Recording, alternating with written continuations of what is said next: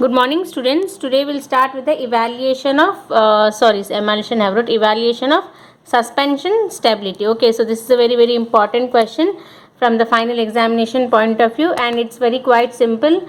Most of you might have read about this in your first year pharmaceutics also. So the reference for this is Lachman and Enkejin. Okay, let's proceed. What are the various evaluation tests, and then we'll discuss in detail about each.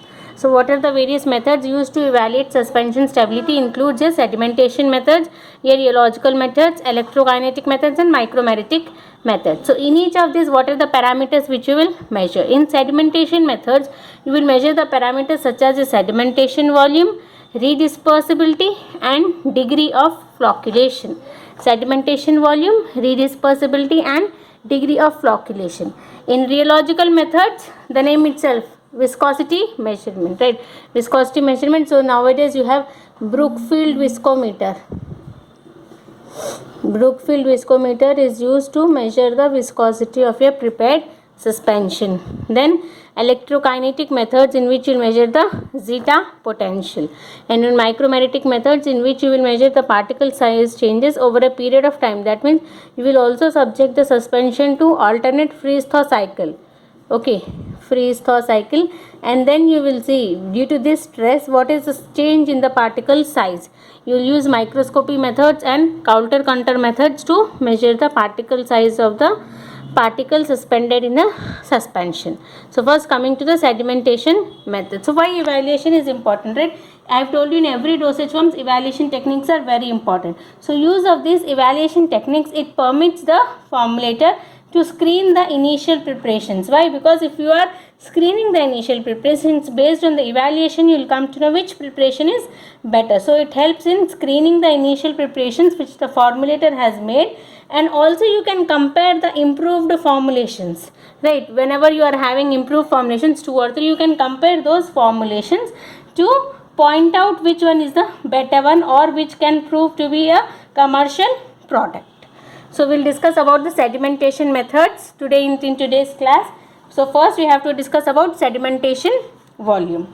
Okay, I have told you the redispersibility is one of the major considerations in assessing the acceptability of a suspension. Redispersibility is on gentle agitation, or when you give a shake to the suspension, how easily it is redispersing, that is a redispersibility. So redispersibility is a major factor for assessing the acceptability of suspension.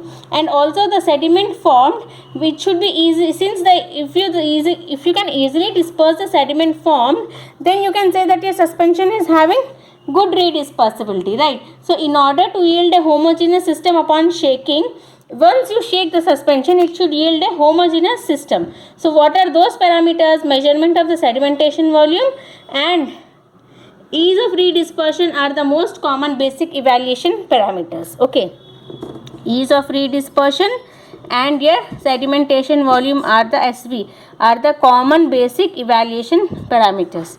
Okay, basic evaluation parameters. Then the concept of sedimentation volume, it is very simple. Okay, it considers the ratio of ultimate height of the sediment to the initial height of the total suspension as the suspension settles in a cylinder under standard conditions. Okay, try to understand the definition. Sedimentation volume is nothing but SV, it is the ratio of the ultimate height of the sediment to the initial height of the total suspension as the suspension settles in a cylinder under standard conditions.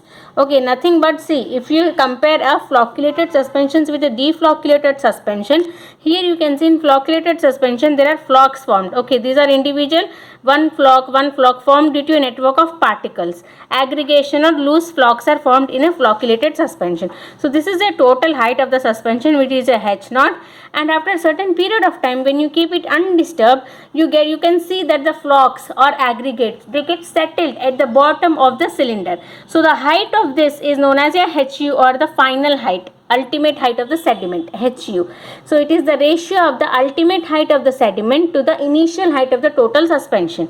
This is in case of flocculated suspension, whereas if you see a deflocculated suspension, I've told you in deflocculated suspension each particles remain as an individual entity. So after a certain period of time, when these individual particles settle down, the sediment will look like this. So now you can measure the height of this sediment, which is HU, and this will be at H0. H0 is the initial height of the suspension. Okay, so again this you can compare the sedimentation volume in flocculated and deflocculated suspension. This is a H0, this is a HU. So sedimentation volume SV, it is denoted by F, is equal to HU by H0. The larger this fraction, the better is the suspendability. See, just imagine if the height of this sediment was this much, on gentle shocking again it will redisperse easily. So how much ever the larger is this fraction, better is the suspendability. Okay, so in sedimentation volume, this is a very simple method. You can even do in it a laboratory. And the methods which are utilized to obtain the sedimentation volume, you can do, I have told you, it is a means of the physical stability of suspension, and you can do it in the laboratory also. So how is the method done in laboratory? Is nothing but you have to take a cylinder. What you have to keep? You have to keep, it is determined by keeping a measured volume of the suspension in a graduated cylinder. It is nothing but, suppose this is a cylinder. Okay, it is having markings. Graduated cylinder is nothing but it will have marking, right? 20 ml, 15 ml, 10 ml, 5 ml. So you will keep a measured volume of the suspension in a graduated cylinder, okay, on a standard, okay, on a stationary platform, and you will keep it in an undisturbed position for a definite period of time. So after a definite period of time, when you have not disturbed it, you can see that sedimentation has occurred. So after that period of time, you can measure the sedimentation volume, and you know the initial volume. Then you will plot a graph by taking sedimentation volume on the y-axis and time on x-axis. Okay, a graph can be plotted. Suppose this is at half an hour interval, 1 hour, then 1.5 hour, okay, 2 hours. Okay, like this you can plot half an hour, then 45 minutes, then 1 hour, then 90 minutes or 1.5 hour. Okay, this is your time, 30, 60, 90, 120 minutes, and the sedimentation. Suppose the sedimentation volume initially is like this, then it has decreased, or it is stable. Sometimes it can be stable, or sometimes it can decrease. Okay, little less steep. So an ideal curve is one in which you obtain a horizontal or a less steep curve, which means your suspension is stable for that much period of time. So this graph can indicate you the stability of your preparation, and you can screen many preparations based on this graph. Okay, so this plot you can plot, and a horizontal or a less or a graph which is sloping downwards to the right. You can use that graph to compare different formulations and choose the best by observing the lines. And I have told you the best ones are those which are horizontal or which are less steep. Okay, this is with your sedimentation method, which can be done in laboratory.